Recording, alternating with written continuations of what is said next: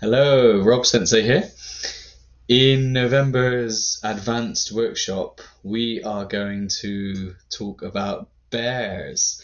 Now, this is a very timely topic.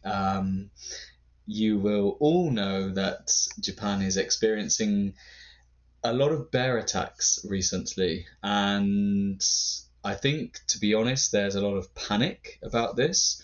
Um, I imagine a lot of people are watching the news and reading newspapers, and everyone's getting scared because that's what the news does. It's designed to scare us. Um, but if we take the bigger picture on this, of course, yeah, bear attacks are increasing, but actually, when we consider the impacts of bear attacks against other animals or other forms of death, it's actually still very, very, very, very small.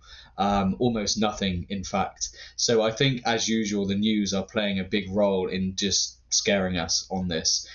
So I want to take an approach to this topic with the view to thinking about how we can better think about these incidents and what maybe the government can do to protect us a little bit more. So I will go to the reading. The reading says, Japan creates emergency plan to stop bear attacks.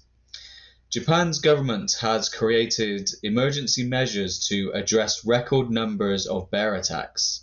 The Ministry of Environment reported that 13 people have been killed and more than 100 have been injured by bears since April. The death toll is the highest since records began in 2006. Wildlife management experts have devised a plan to reduce the increasing numbers of fatalities, injuries, and encounters with bears. Part of this plan is to reduce bear populations in areas where the animals have been sighted. Another feature is the establishment of region-specific capture targets. Authorities will also set up a buffer zone in many areas to try to separate bear habitats from residential areas. There are two species of bear in Japan, and their numbers have surged in the past decade.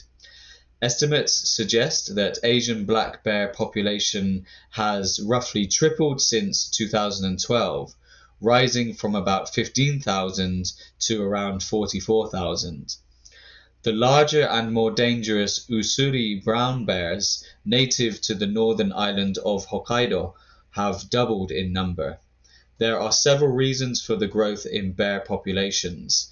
One is the shortage of beech nuts, which scientists attribute to climate change.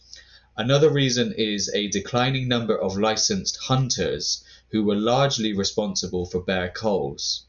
Finally, a depopulation of rural areas means bears are venturing into towns and villages.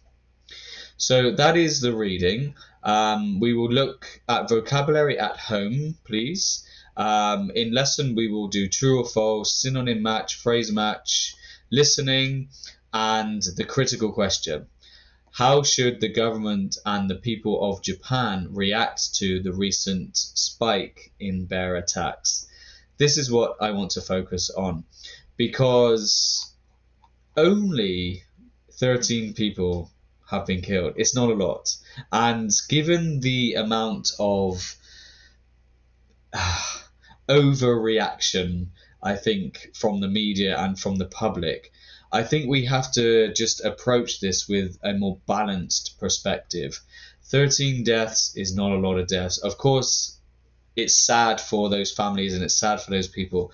But if we consider the amount of deaths by cars every year, or the amount of deaths by poor diets, or the amount of deaths by suicide, or other things that are killing us, this is absolutely nothing.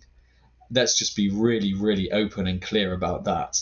So I think we should be having a more thoughtful conversation about how we can actually manage these bears and the bear attacks here in Japan. So that is the reading. Please do the pre-work and the pre-studying as usual, and I will see you all on Thursday, November 27th. Thank you. Bye-bye.